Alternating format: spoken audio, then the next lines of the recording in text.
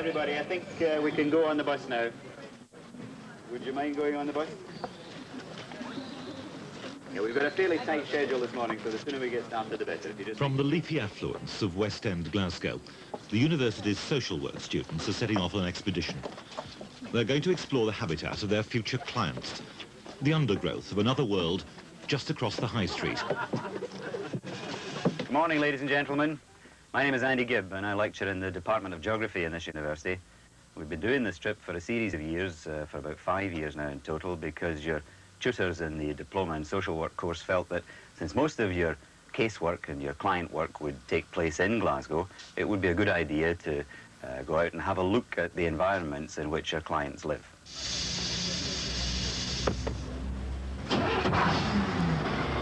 Now, I assume that you're all socially aware and that you've read about social polarisation and the splitting, the spatial disaggregation of the middle classes from the working classes in most British cities, just about every British city. And Glasgow is no exception. In fact, Glasgow is an extreme case of that spatial disaggregation. If we just pause for a second, Jim, till I say something about comprehensive redevelopment, and then they'll understand what we're seeing as we go along. Now, 29 comprehensive development areas were scheduled for the city of Glasgow, involving the demolition of the greater part of its tenement property. Now, you're looking at the northern part of one of these comprehensive development areas. They've drawn a line around this area and they've taken out everything that was in here. And it wasn't just demolition, because in order to demolish the houses, you've got to get the people out first. It was social disruption, population displacement on a huge and brutal scale. And the people had to go somewhere. They were put out to the peripheral housing schemes, or they were stacked up in the multi-storey flats. This was the second city of the empire, and many of the schemes that you see owe much more to the perception of Glasgow as it used to be by the local authority in particular, the councillors I'm talking about, than to Glasgow as it really was at the time when they made their decisions. It must have the biggest and most grandiose scheme of any city in the United Kingdom. All right, if you could just make your way down to that patch of hard ground down there, just follow Stuart and we'll have a look at the top of the city here. Okay.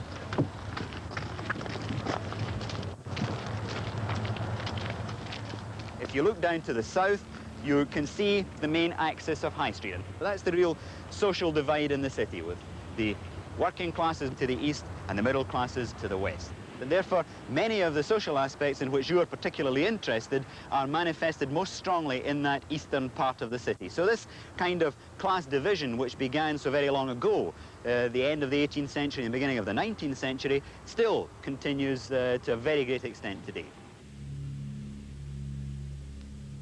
All this was a slum clearance site a century ago, quickly rebuilt in a spirit of Victorian philanthropy as a model town. So they all grew old at once, these tens of thousands of tenement dwellings. The second slum generation in need of firm and forceful planning.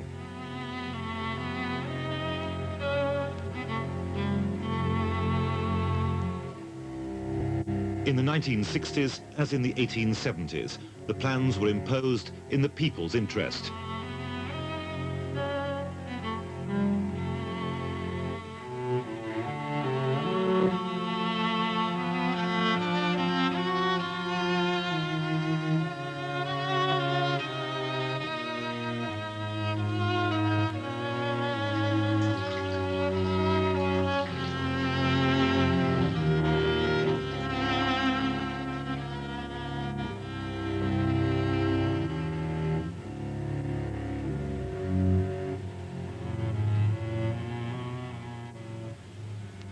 And the people of Glasgow watched while their home was flattened as a test bed for rash and fashionable urban policies. Their city had caught the blight.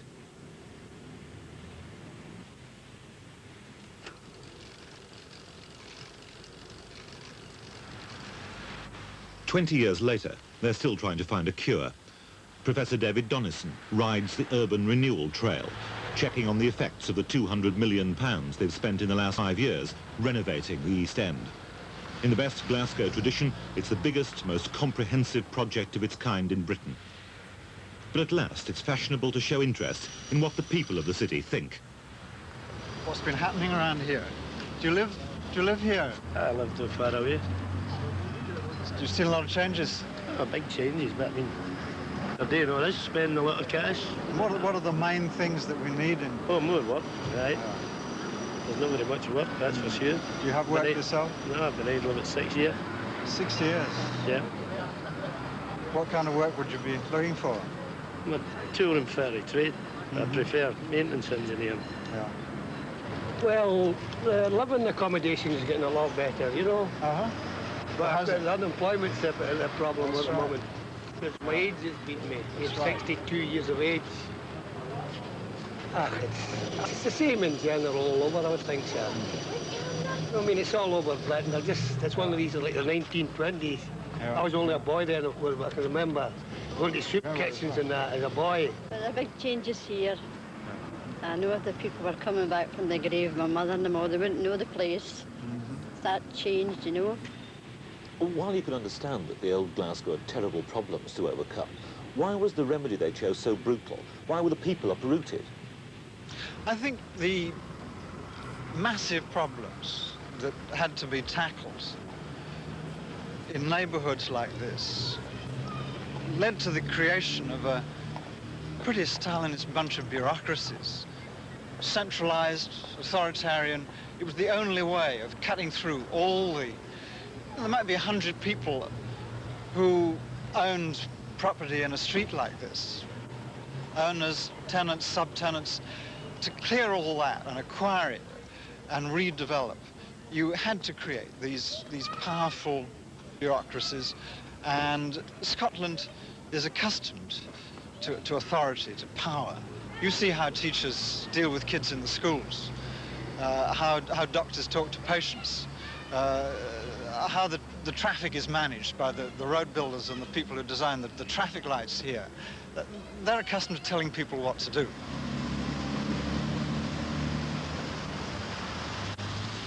Many East Enders were simply told to leave the square mile of the city where their families had lived for 2, 3, 4 generations. The motorway was coming through.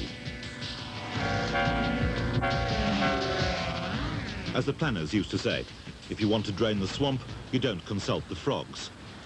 Once, Glasgow was to have had twice as much urban motorway as London. There are scraps of the great plan still to be seen. Roads to nowhere, going nowhere from nowhere. Most of them will never be completed.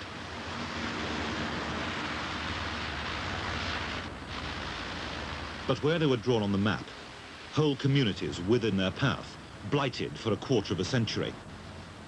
And where did the people go? Of course, to the biggest housing schemes, the tallest tower blocks in Europe.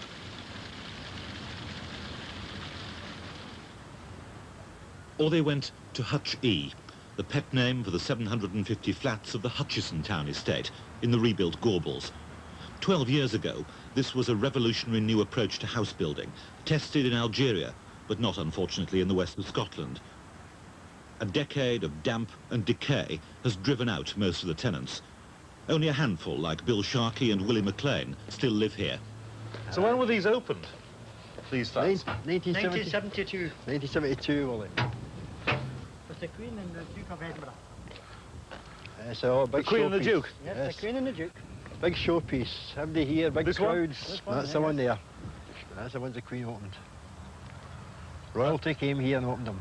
All the pomp and ceremony, big crowds, and here we are. We got a letter saying that the Queen remembers very well the day she came and it opened Hutch E, and she felt very disturbed and distressed. The conditions of people were living under. We got a better letter and more understanding from the Queen than what we did from the district council. Is it still possible to go inside? Certainly, aye, corridor's still open. Most of them are blocked off, but this one's opened. Mr. McNulty still stays here, of course. That's why it's open. They seem to put doors across the ends of some of them. Keep the vandals out. Yeah. Waste of time. Complete waste of time. So when did you first notice that there were damp problems in these buildings? They were from the start. The first year, you know, but they came in and told us that, don't worry about it, it's just a new building, take time to settle in and dry out, you know, and it'll soon right itself. He says one of the Under-Secretary of State, Mr. Down, says one of the major factors of the dampness was The old people having so many hot baths.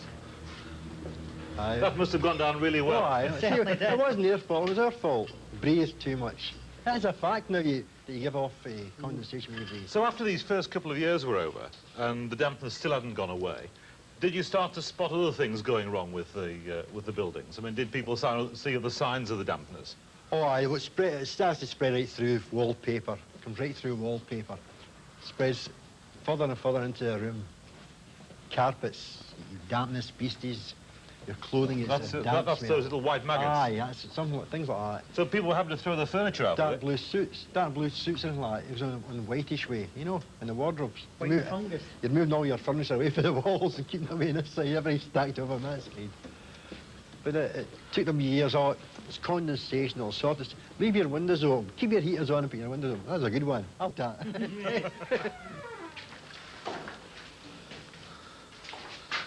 So this is the sort of stuff that were... Aye, that's reasonably mild, you know, but that's the way it goes. Reasonably mild. And after a nice warm summer like this, just a vanishes away, you know, the paper stays loose, you know, just ready for peeling off. See the paper below that? That's 2 coats of paper. That's original paper. That's how it goes, it just falls down, peels off. But with this much dampness, the smell must have been terrible. Overpowering. Why? If you went out yourself, if you come out of one of these houses and went into company or anything like that, you would smell your own clothes. You would know it was you, because it's unmistakable.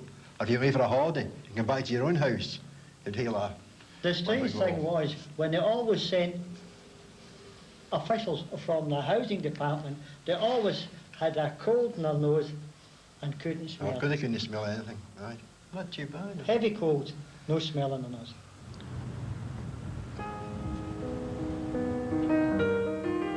When we moved here, we thought really, when they built these houses, this was going to be the new Gorbals, away from the old tenements. Architects, I don't understand at all how people can sit and get paid all that money to design things like that. And only a matter of 10 years later, everybody agrees that it's all wrong.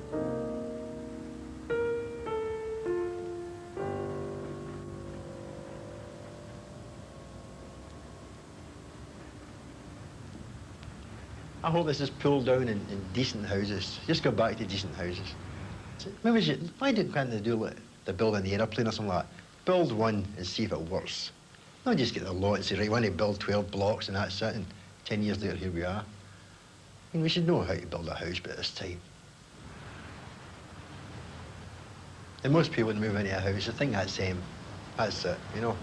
No more flittings and removals and upsets. There's 10 wasted years just waiting to move again. Knowing that you'd have to move, but you never knew when. Next month, maybe next year.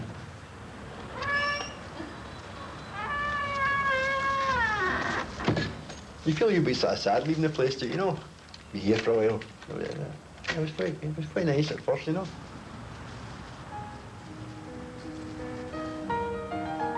The people's that make the thing, you know. The buildings were bad, the people were great.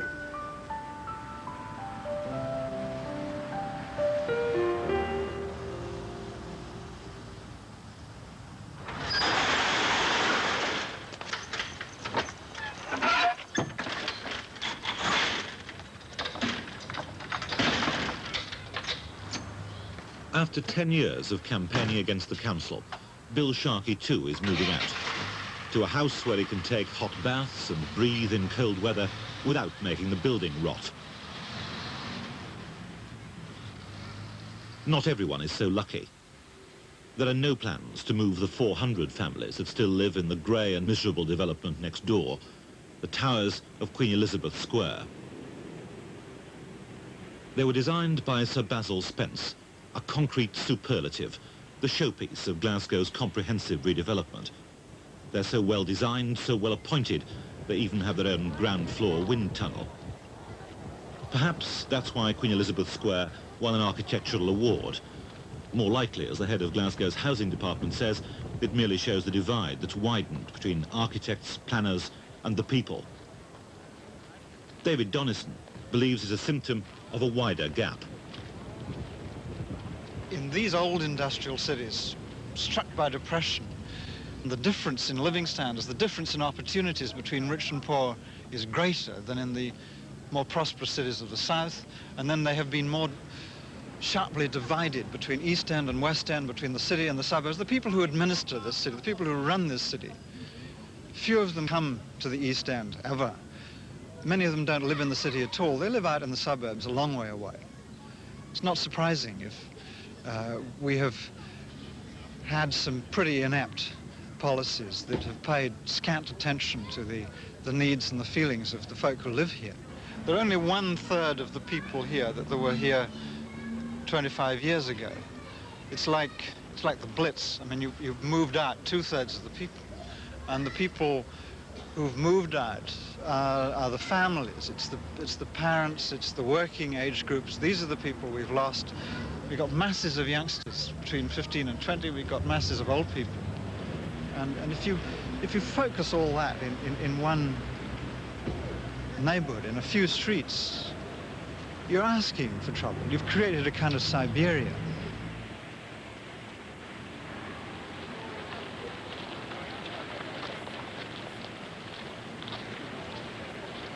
Never thought this would come. Everything's all changed. They took away all the slums. Now it's nicer, you know, but lonelier. In a strange neighbourhood, you know, they're all strange. Don't know my friends here at all.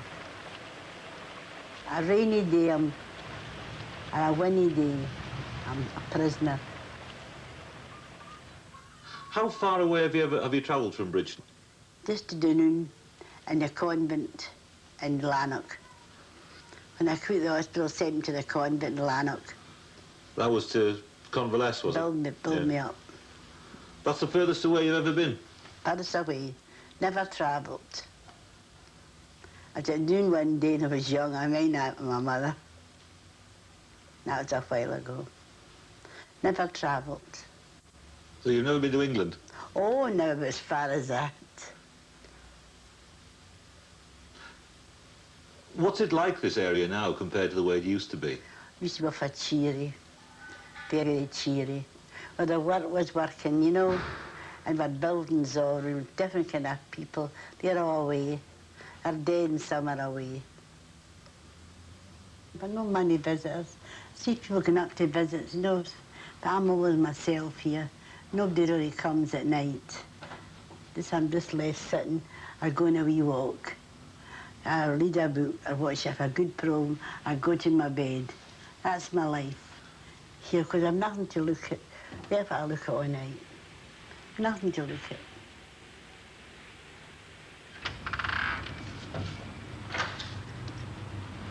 The loneliness. Loneliness is a wee trouble nobody sees. You don't realise what loneliness is.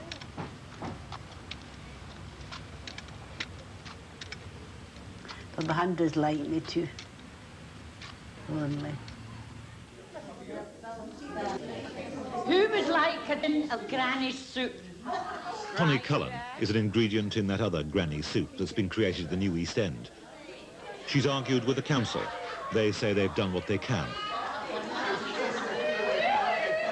She's begged to be moved back to friends and community. Someone else says they know best. You're starting these now. Who would like a nice skirt? I always model them. No. No,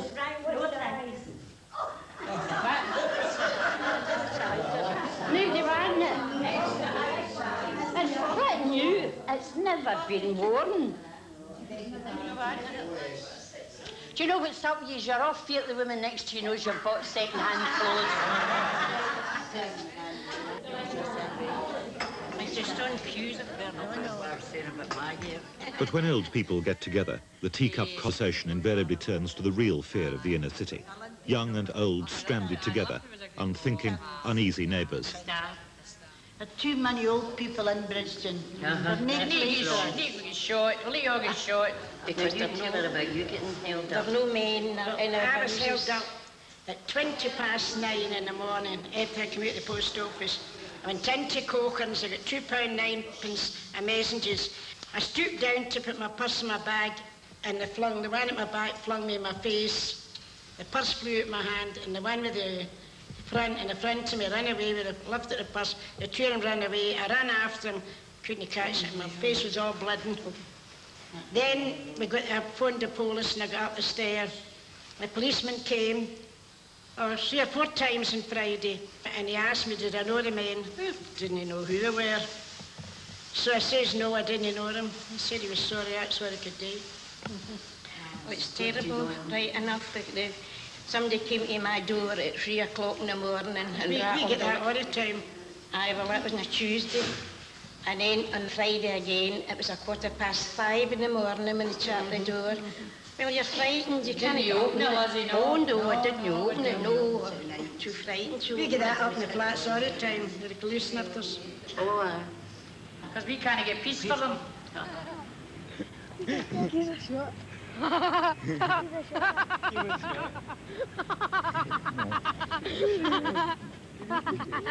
Speak to yourself. Say something else. What? Say something. Gonna shut up the new. He's loving it. Fire up! Give me short. Get away! Get it! It's empty.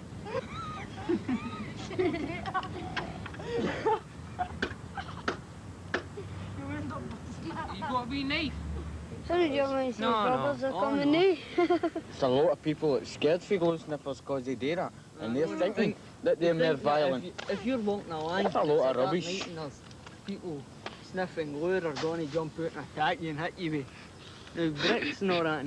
Any swords, things swords like that. And all that. No, I mean, that's how you get a bad name. That's how you get bad right up in the paper. But you don't really do that. Is this like drinking and all that? Know what I mean? But say you go to the pub and you get drunk, people start to want to fight and all that, don't they? Yeah. Well, if you're sniffing glue and you're listening to music, nobody bothers with you. Nobody bothers with you, really. I mean, you're just that's the world that you're in, know what I mean? Yeah. Give me an And you can see pink elephants, tigers, that's a lot of rubbish, by the way. I do see them. No, that's a lot of rubbish. You know what's that, you? It depends what you're looking at and what you're buzzing. Aye. Now, what you're looking that's at, that's it all depends on that. You're sitting and you're buzzing at that tree. If you're moving, you'll get up and run. Hey, Paul, what you doing standing beside him? See, you're harming yourself now.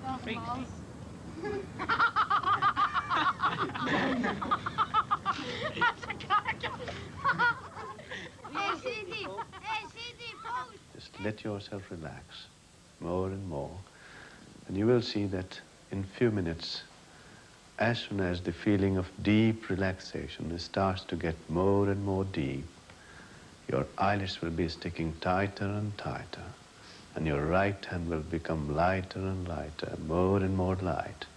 It is getting very, very light, just as light as a feather. And with the light feelings growing more and more in your right hand, your eyelids are sticking tighter and tighter and tighter, and your body and mind is floating away into a wonderful, deep, relaxed, comfortable state. And when you feel so wonderfully calm, with full of confidence, you will see that you will have a less and less desire, compulsion to sniff glue. You will want to spend your time in anything, whatever you want to play, whether it is dominoes, skittles, cards, football, and as soon as you divert your attention, feeling wonderfully calm, relaxed, in playing dominoes. The young, remaindered in the East End, drift from one dark tunnel to another. Heroin, booze and Evo stick are the great escapes in Glasgow. Dr. Misra tries to provide another in hypnotherapy. The kids play the game because he means well. We are very pleased that you are doing so really well, and you are going to do even more and more better. Now I'm going to count from 1 to 6. At the count of 6, you will open your eyes and be wide awake again, feeling very refreshed, cheerful, happy, contented, very relaxed mentally and physically, feeling more and more optimistic. with a wonderful feeling of calmness, control, and confidence. 1, 2, 3, 4, 5, 6. Very good. Open your eyes. Let yourself feel the relaxation. Good. Most wake up to find the same nothing, the same hopelessness there was before. Some do find a place for themselves. Alan and Angela, both unemployed, found an escape in the poetry and films they'd made about a wild corner of Glasgow. They take their message across the high street, Glasgow's Great Divide, to a private school in the West End.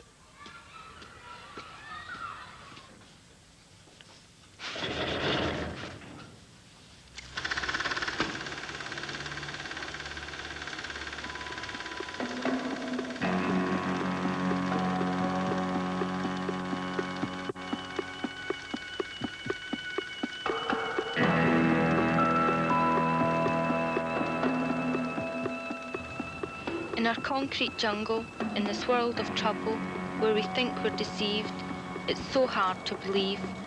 There is an oasis, a place we all need, a book we could read to learn what's below us, if someone would show us how to preserve what we like, to be taught how to fight for the only land we have, our only green not starved by our advancing industry, which is leaving nothing left to see. If we all could become a same, a one, and not reject, if we only would protect, and we all could only try, our land would never die.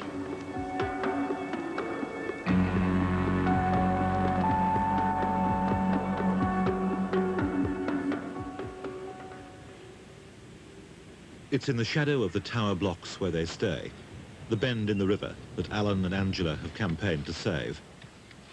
A filled-in rubbish dump, run to seed, but the only really remote place in the industrial colony of the East End. They took their homemade propaganda to London, to the Royal Ecological Society, and they found people listened. At home, Glasgow, talk of butterflies and natural places can bring on an acute attack of official deafness. What's down here? Tortoiseshell, small tortoiseshell butterfly. So will something like this tortoiseshell stay here all the year round, or will this migrate as well? No, the tortoiseshell butterfly will probably stay here because there's enough of its food plant for it to be here for the whole year. It'll probably be here and then come out again next spring. So it'll overwinter here on the loop? Yeah.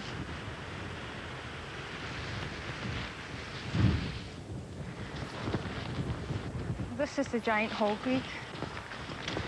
This is supposed to be dangerous, isn't it? The sap. If you get the sap on your skin and the sun gets at it, then it blisters. And that's how they reproduce with these. Like something out there, the triffids. The wind-blown seeds, that's how they reproduce.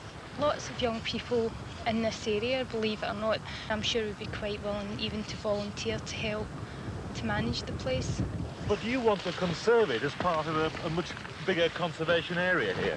I mean, I thought that the government was supposed to be looking for ideas for job creation, and here's one here. They don't seem to acknowledge the value of the place while it's there.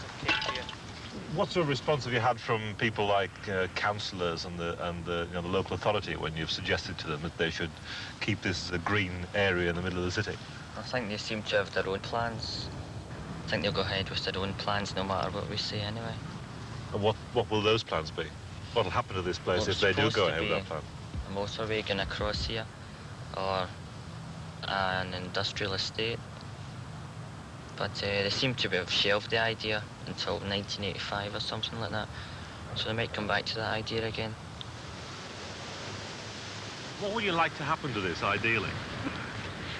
The most we could hope for that it became a nature reserve. That would be really what we'd love.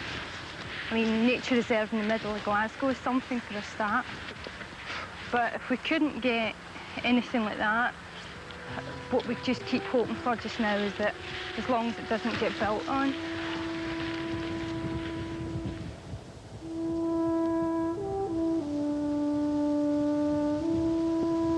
when you say to somebody, do you think you'd like a motorway flying past your window, they immediately say no, so it must mean that they'd like the place to be the same as it is. The only time they would start complaining is when they seen anything's beginning to get built on this piece of land, and by then it'd be too late.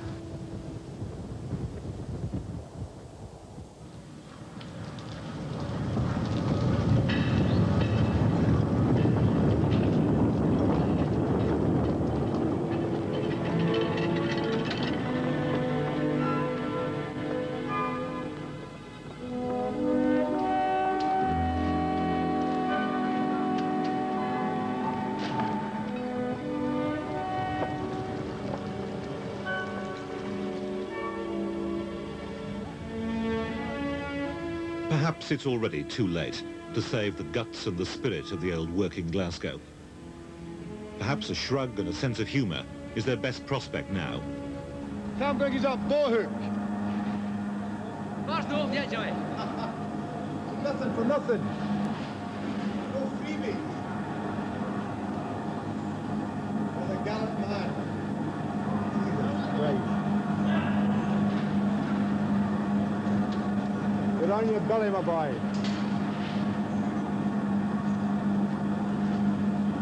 There's a monkey coming up the road.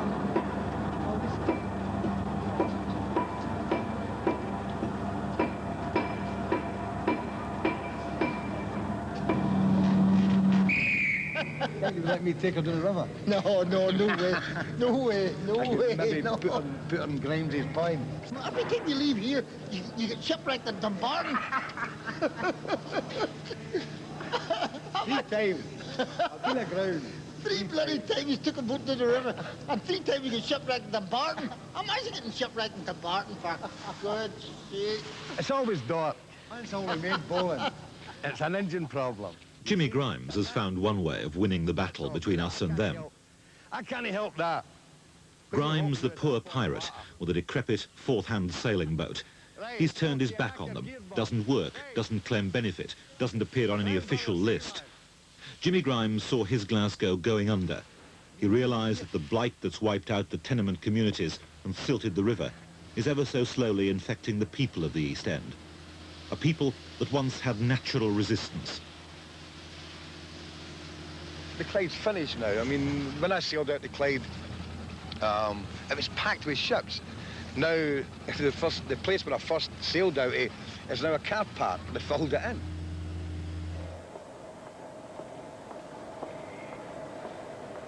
Now you see a lot of gloom and depression. There's a lot of, always the North and the Midlands always gets the worst end of anything that's happening economically. Any chance of a job? If you look along Govan, and you see all these guys who are capable of building ships and capable of doing all sorts of traditional work that they've done in the Clyde.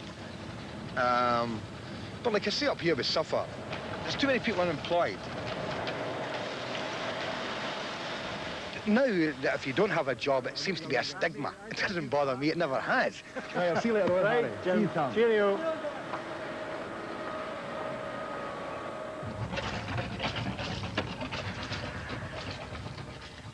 I've always been a wanderer, and the Glaswegians are wanderers. We've wandered all over the world and we've settled the world. I wouldn't give one cobblestone of Glasgow for London. I mean, I spent my life in this city. My roots are here. I like here. Freedom. It's away from everybody. Silence. Well, usually silence.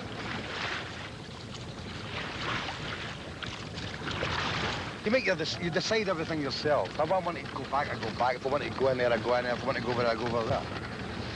And I don't have to go back there. I can carry food, I can sleep on it. I spent a lot of time traveling. I was at sea for 7 years. I played in a band for 7 years. Everything happens in sevens. I don't know, I'm restless. But you see, what you're doing, surely, getting on this boat of yours, calling it Spirit of Freedom, disappearing down the Clyde, that's chickening out, isn't it? It's escaping, of course. Do you blame me? No, what do you want me to do? Sit on Glasgow? They've turned into a graveyard, there's nothing. As a matter of fact, slums as they called them. I don't know, I prefer the slums. At least there was a certain amount of friendship in the place, and there's now absolutely nothing.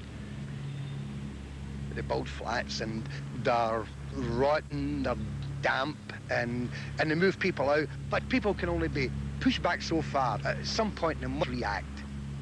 It's frightening. Very, very, very frightening. Okay, we're coming to the end of the trip here, and this is a very useful focal point at the Bridgeton Cross umbrella, this nice Victorian umbrella. Now, what you're particularly interested in as social workers is obviously the people of this area. And in terms of people, you're dealing with a small residue of what the population once was here. And that means that you're looking at a population pyramid which in many ways resembles that of a country which has been through a major war. And indeed, looking at some of the landscape, you could almost believe that too. Britain, it's possible, is moving into a post-industrial society. And in a post-industrial society, you simply can't expect the regeneration of traditional industry, the recreation of new jobs in the traditional manner. We must expect people to do more to help themselves. And the experiments that they've conducted here, I think, have a number of lessons of crucial significance for other British cities. So if we bear that in mind, I think it's probably time to go back on the bus. You can mull that over as we head back to the university.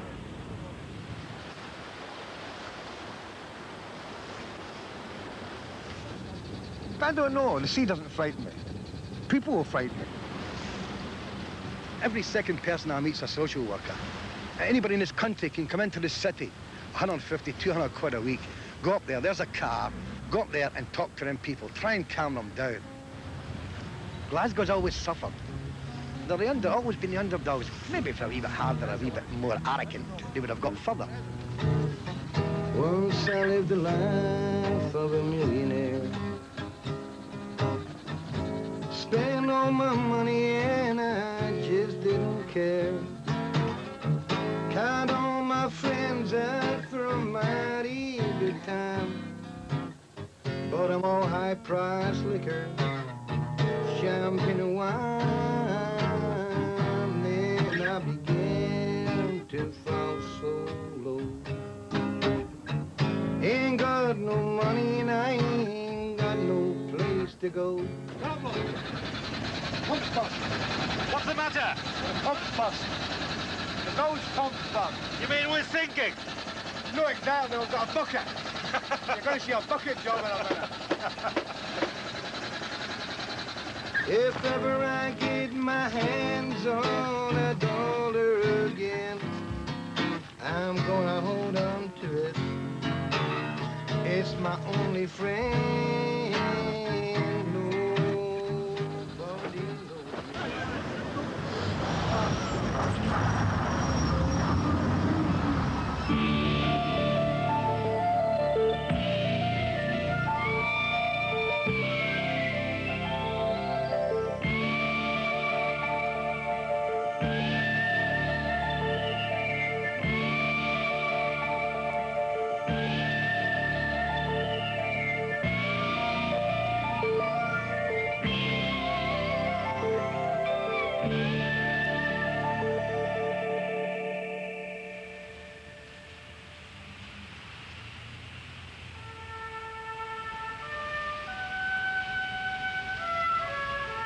John Kay and the light of Scottish socialism, Harry McShane, two generations of Glasgow trade unionists.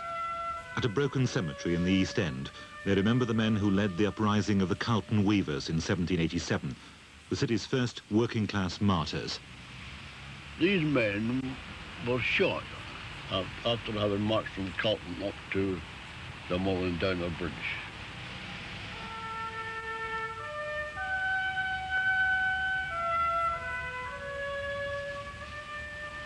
And there were some who were deported. Well, one was deported, James A. Granger. He was put on trial, and the order was they be put through the streets and be deported from Scotland for 7 years. It was when he returned that the money was raised to pay for these stones in the Carlton Cemetery. After the shooting, the city fathers invited the officers of the militia to a dinner in the old city chambers and supplied the private soldiers of the militia with free hose. Yeah, free hose, and Major General Kellett was the man held responsible for all the conduct, what was being done by the military at that time. His name was Kellett, Major General Kellett. Harry McShane and Manny Shinwell, now in the House of Lords, are the only survivors of the working class leadership that once made Glasgow the core of Red Clydeside. The first unofficial movement was of shop stewards and weighers in February 1915. And they were supported by the whole of the Clydeside shipyards and engineering shops. And from that time onwards, the shop steward movement became powerful and began to assert itself to such an extent that even the government had to pay attention from time to time. And Mr. Lloyd George himself come in for a rough time on one occasion when he come here to speak to the shop stewards on Clydeside. The poverty and industrial squalor of the years before the First World War drove Glasgow to the brink of revolution. But from this melting pot of industrial unrest sprang a powerful, radical movement. Its leaders had a vision, a united working class armed with the principles of socialism and educated in the skills of democratic politics. New political parties like the ILP, the Independent Labour Party, swept into office. Trade unionists today in Glasgow still carry with them the image of those victories over the strong arm of the establishment.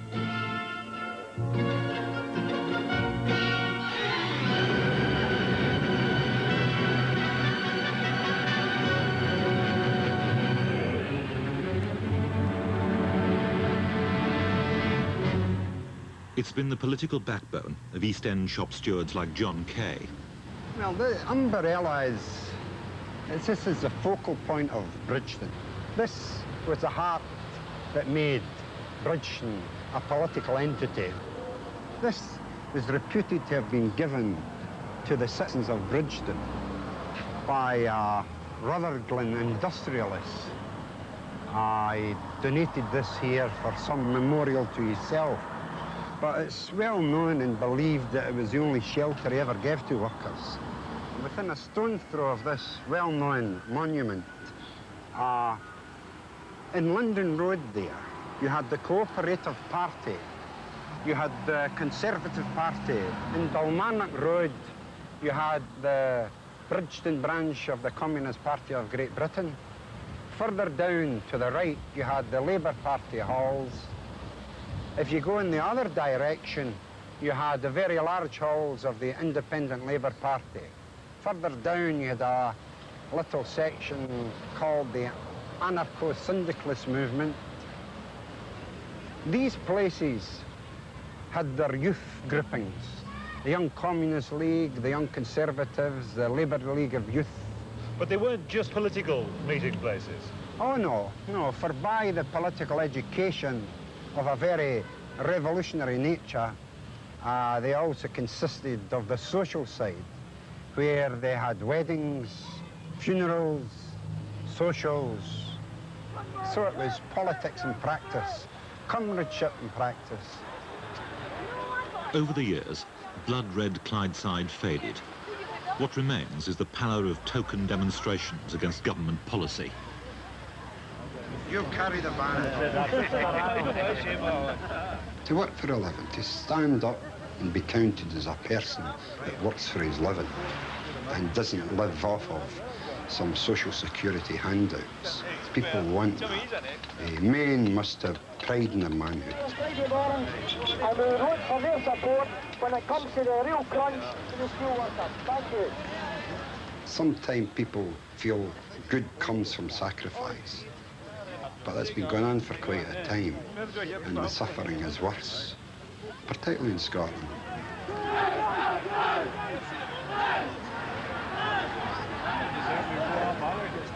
I believe this is one of the reasons why you never had riots in Scotland. where many people expected it to come from because we have a reputation of aggressiveness. The West of Scotland people, because of the political background, prefer to channel any expressions of frustration through political action.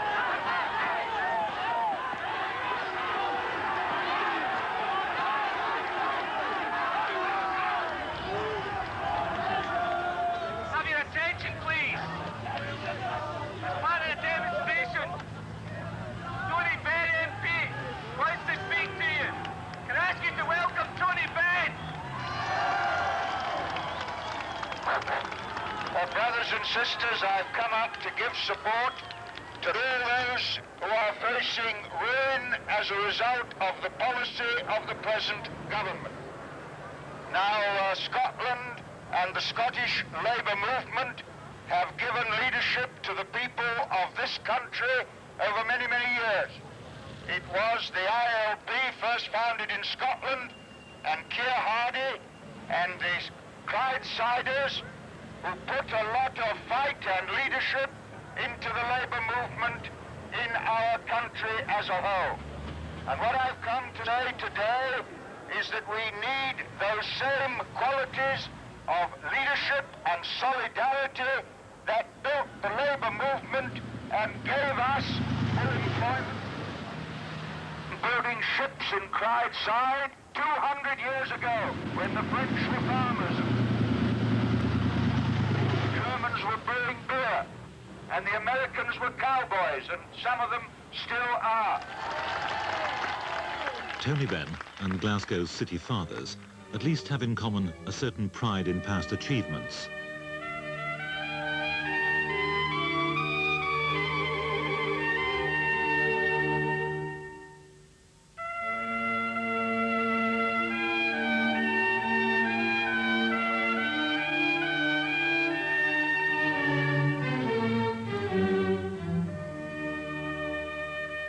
But when today's industrialists gather in the domain of the Lord Provost, it's their public relations, not their heritage, that's written large on the menu. Images of radical Glasgow that have lingered across the years are an inconvenience to modern business.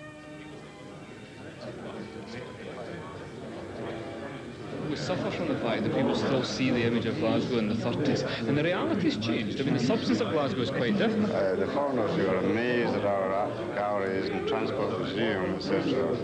I don't do mean foreigners to the country, foreigners to the city. I'm very keen on developing right now in the city centre is an inventions factory. And I've got a site which I think will be right. We've got to go out and tell people, decision makers particularly, to come to Glasgow and evaluate the situation for themselves. Well, I think we can learn a lot from Hong Kong. The Glaswegians are still trying to cling on to the old image for some perverse reason. I think, as I say.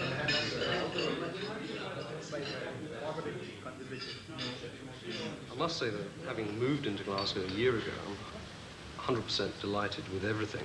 I love Glasgow. What was your image of the city before you came here? To be honest with you, very poor. I suppose one had an image of the Gorbals, one had an image of urban violence and urban decay. You find, Uncle Franklin would say that when we asked about Glasgow, every bank in London said no. Right. Well, look, that I think is a major problem that Glasgow's got, its image. People associate Glasgow with Red Clyde Side and bad industrial relations. Is that just... No. All right. In fact, when our first ship came in, they did not unload and there was a total strike in the port. The port had to declare a lockout that day. And everything remained closed for 24 hours. Because the Transport General Workers Union would not come and unload the ship.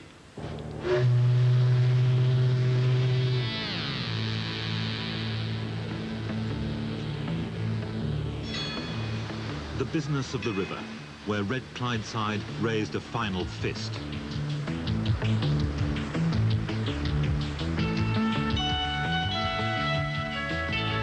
Just over a decade ago, Glaswegians taking pleasure boat would talk of the romance of shipbuilding and the struggle to save it at UCS, Upper Clyde Shipbuilders. It was a long struggle that failed. Bernie Grant works in the one yard that was saved, on that piece of riverbank where they've built ships for 120 years, at Govan. That's Govan Shipbuilders. Repairs as well, that one? That'll be maybe waiting to get into Govan Dry Dock for a few repairs on it. Is that the ship you can see in the stocks just now? That's contract 259.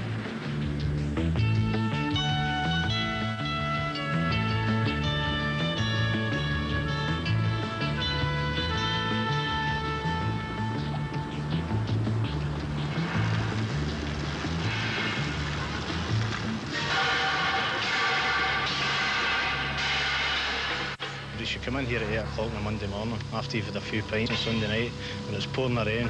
You would see if it was romantic or not. I think quite a lot of the Red Clyde side brigade have disappeared, but the older guys still talk about it, what happened years ago. I don't think I would have liked to have worked in here years ago. I think the conditions these days have improved quite a lot. The worry's always there that the place will shut down, but I think maybe for the next 2 years it's secure. But beyond that, I don't think anybody can tell.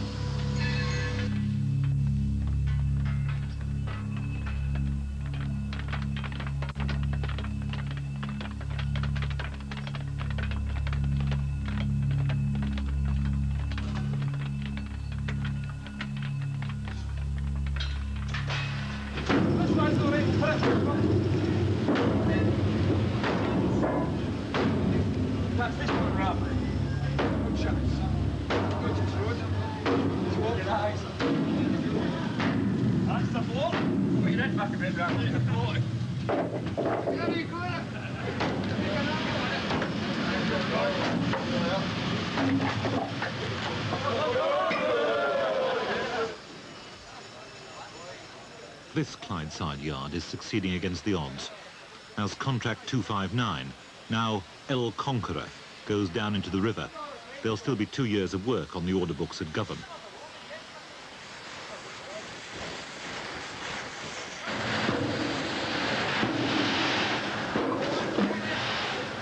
I just fought out the slip there.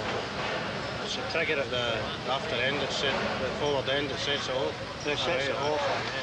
Years ago, the ships were that big, and I don't think they were building as quick as they are today, so you maybe have a launch once every 18 months, and so it was quite an event on the launch day, and people get their best togs on for it and brought their families in to see the launch. But some of the ships get launched without ceremony these days because there's that many coming off the slipways that it's not necessary to have all these ceremonies once every couple of months. When you start in the yards, you go to a couple of launches and maybe go to one once a year, and that's about it.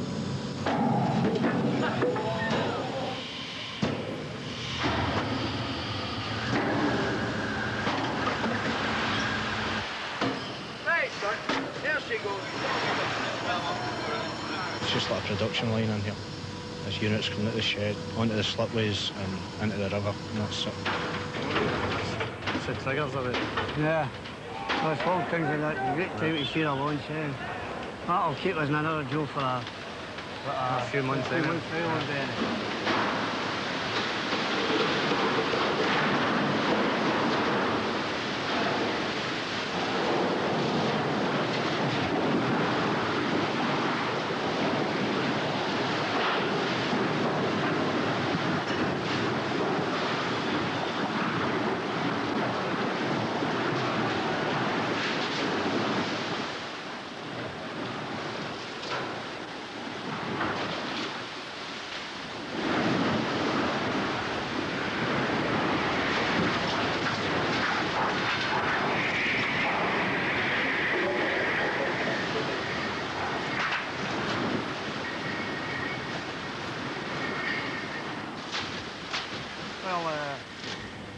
That was no bother.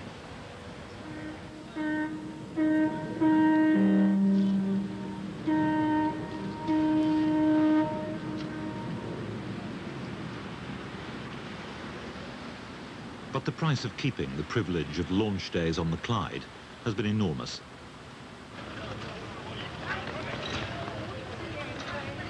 Where once a workforce of tens of thousands earned their living from keel to fitting out, there are now just 3,000 men employed in the Govan Yard. The story is much the same in the city's East End. It once echoed with the daily life of a score of major factories. Anderson Strathclyde, with a workforce of 650, is now the biggest employer left in Bridgeton. This factory, where John Kay is convener, is under threat too. Unions and management are together fighting a takeover bid from South Africa. How did the meeting go up the stairs, John? The meeting of the directors is still in progress, and we're waiting to see exactly what their position is. All right, I'll see you shortly. Multinationals put the fear of death in you when you see the way they have behaved. Company taking over loses its identity with the locality.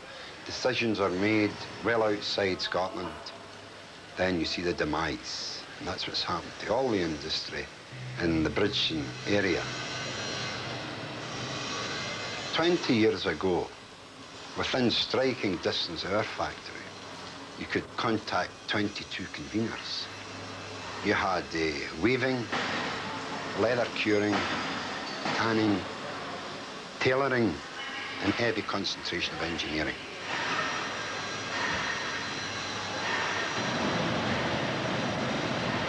I thought the visit of the Monopolies and Measures Commission to the works at the beginning of this month was very successful from our point of view.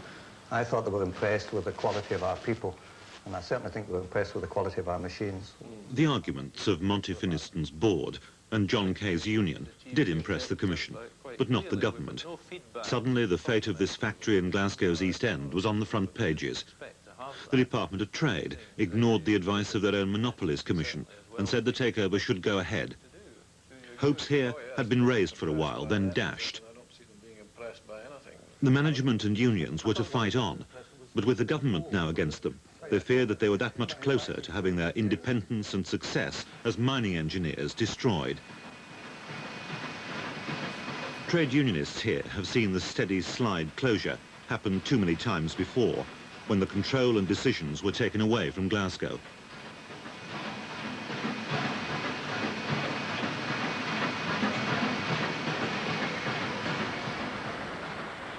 They watched it happen just half a mile from their own factory, at the industrial giant called Parkhead.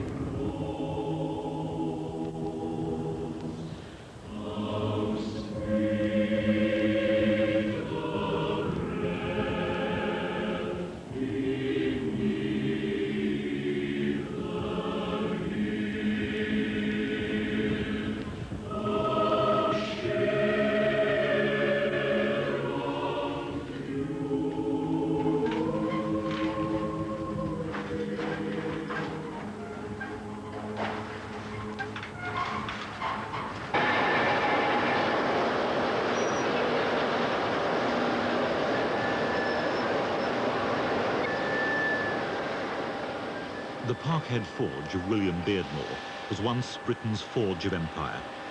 42,000 men worked here, making everything from battleships to taxi cabs.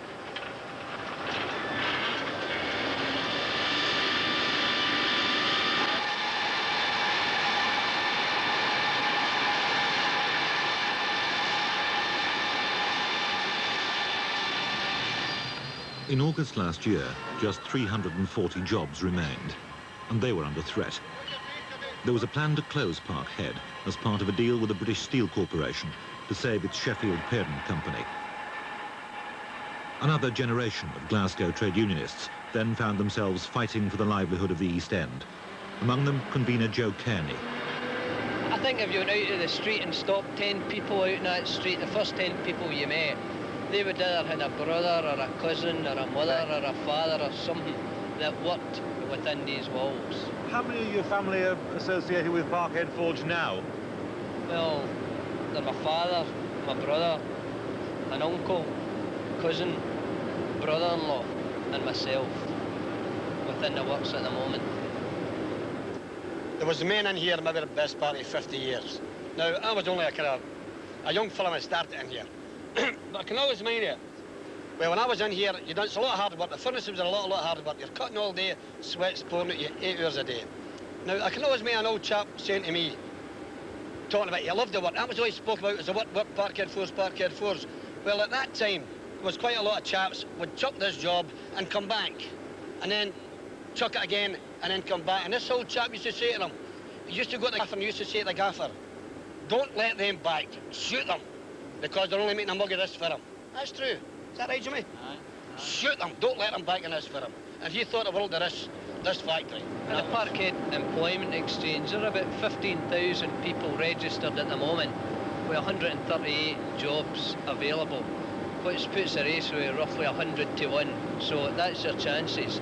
And I wouldn't put any money on a 100 to 1 shot. No. What do you think the impact is going to be on the east end of Glasgow if Beardmore's goes altogether? Oh yes, there's shops closing down. There's 2 pie shops closed down, 2 small meat firms closed down. And we go out at lunchtime, and we've just passed remarks in the last few months.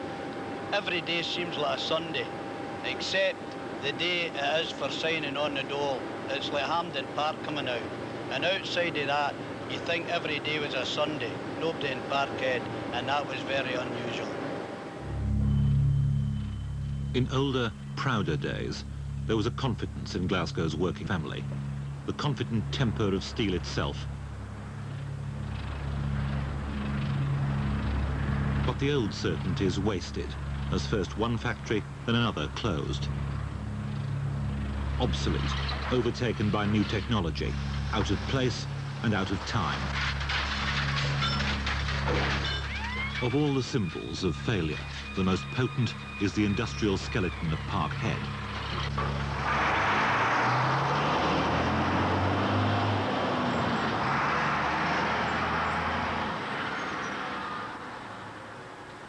Its old offices have been converted into the employment exchange, a euphemism to raise a rare smile from men tramping the road to redundancy. It's been a tragedy, of course. Redundancy payment has been a two-edged sword. It was meant originally for good reasons. Now it seems to be the fool's gold. And in many activist opinions, the 30 pieces of silver, because it ain't their job. The fight is at a low. It's at a low ebb.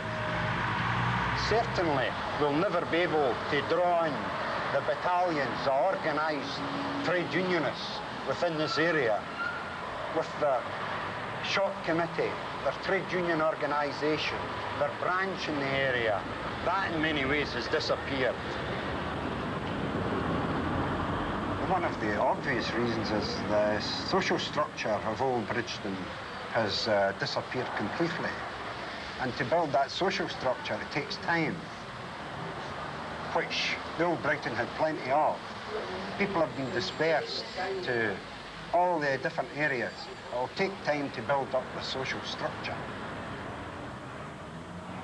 John Kay and tens of thousands like him had been moved out of the East End.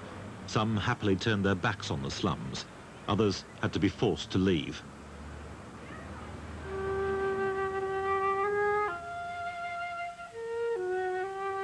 And this is where Red Clydeside died, in the grey peripheral schemes, Drumchapel, Easter House and Castle Milk.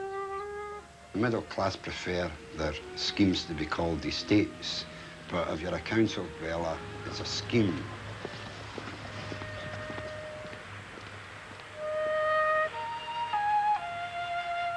Their concept was a Garden City type idea. And people went with great hope. They realised it was an immense step forward. Now, our city councillors were faced with a tremendous problem. They don't seem to have been able to have got away from the conception of tenemental living.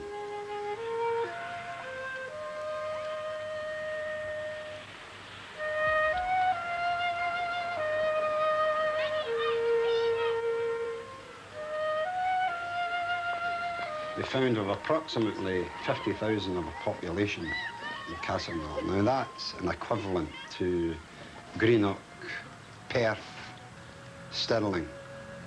But we have none of the facilities that make a community.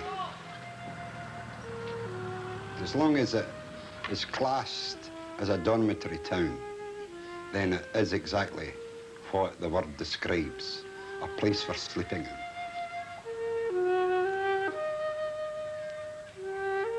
While Clydesiders slept, the fight went out of them.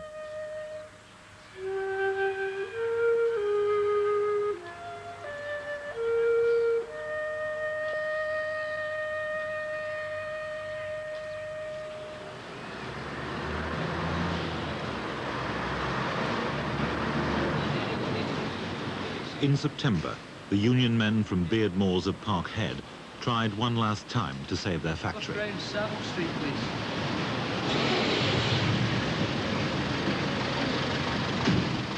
Joe Kearney went to Sheffield to drum up support from shop stewards at the firm's headquarters. He found the parent company had problems of its own.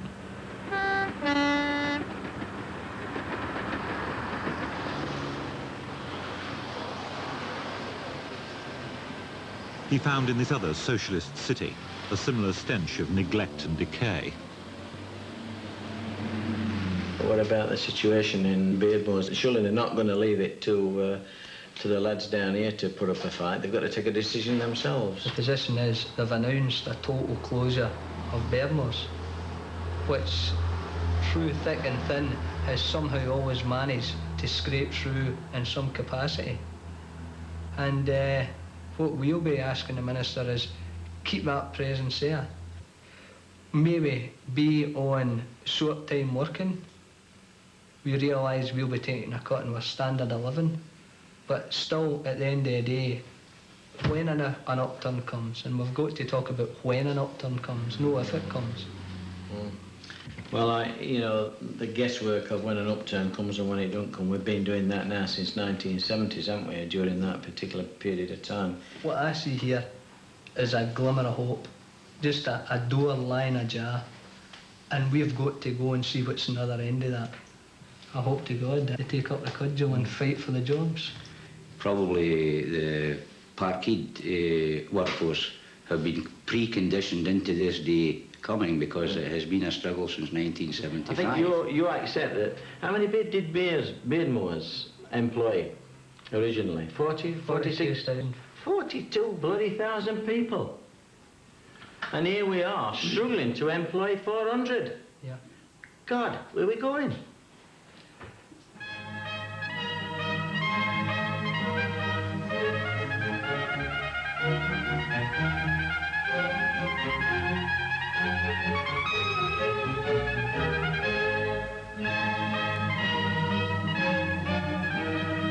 In Glasgow, this is where they're going, turning a replica of the Doge's Palace, a 100-year-old carpet factory, into the centrepiece of East End renewal.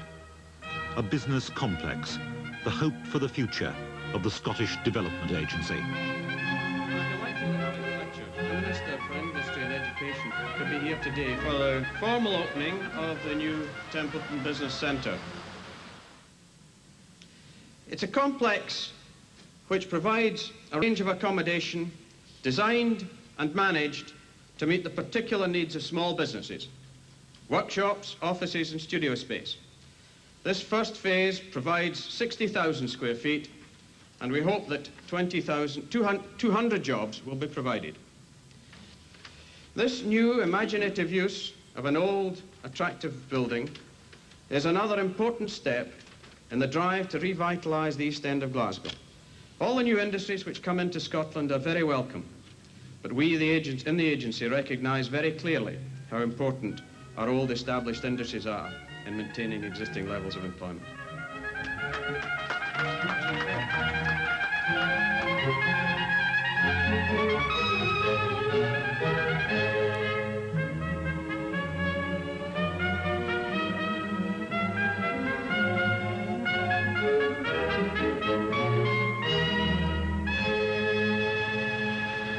the last 5 years, almost £200 million of public money has been spent on renewing the East End, much of it to build new small factories, factories for bagpipe makers, pizza manufacturers.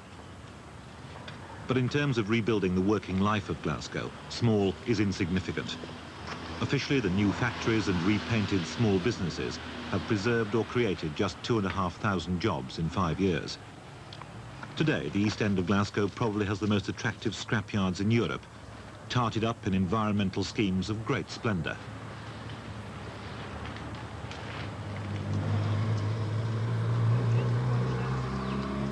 But once, Beardmore's of Parkhead Forge alone employed 42,000 people. Just in time for Christmas, Parkhead Forge was closed. On redundancy day, the men took their checks with anger, frustration and bitterness. Oh, absolutely sick. Absolutely sick about it. I can't see much hope in Britain getting a job as overhead crane driver. So I don't know what I'll do now. So when the men took redundancy, were they resigned to not getting another job? Oh, I think so, most of them anyway. Yeah, well, I'm 44 years of age. Where am I going to get a job now? No chance. Well, I'm finished. We had been a calm workforce. We've been a good workforce. We never went on strike. This place has got a record second to none with strikes. We've never been on strike in this place in all the years I've worked here, except when we came out with British Steel a number of years ago. And that was a totally different thing. But we have sacrificed things in here for the sake of keeping jobs. Terry Scally, the convener in here, has made sacrifices. We've done away with jobs. We've had redundancies every now and again. We've went to 2 shifts to 3 shifts and vice versa. We've done everything possible to keep the jobs here. And at the end of the day, we've got a kick in the teeth.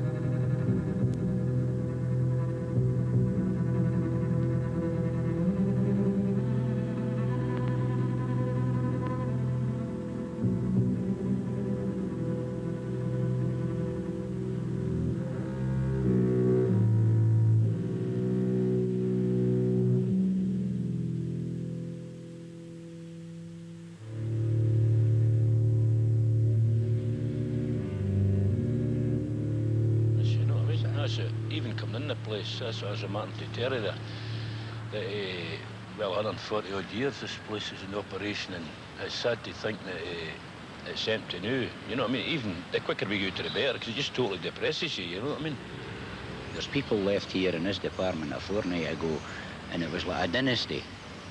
People whose grandfathers, their fathers, I can name them, Stevensons, Downies, and right through, maybe employed here.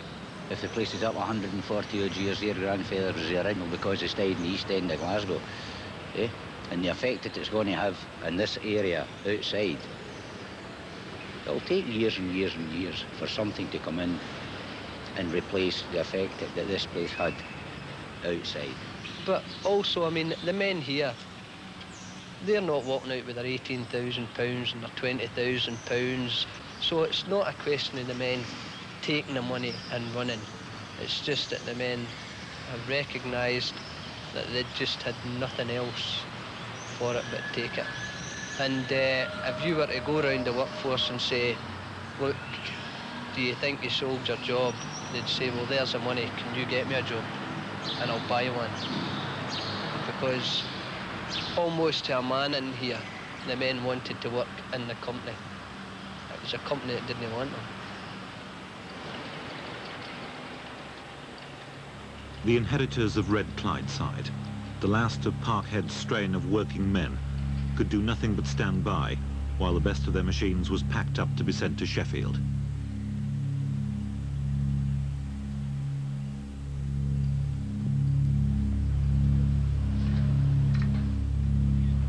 Joe Kearney himself knew that if a fight against the cuts in steel and engineering was to happen at all, it now had to happen somewhere else. They tried it in Belgium. It's a common market. They tried it in Belgium. And what did the Belgians do? They went out and rioted. The French, they went and marched. The Germans, they put on import controls because they were ready for an uprising as well. The British, we accept it. We had the added problems is that we didn't produce our own goods, that we relied on our parent company to send them up to us. And at the end of the day, the only thing that we could have done was a sit in the work. If the parent company don't send up the work, you could sit in here until the guy came home.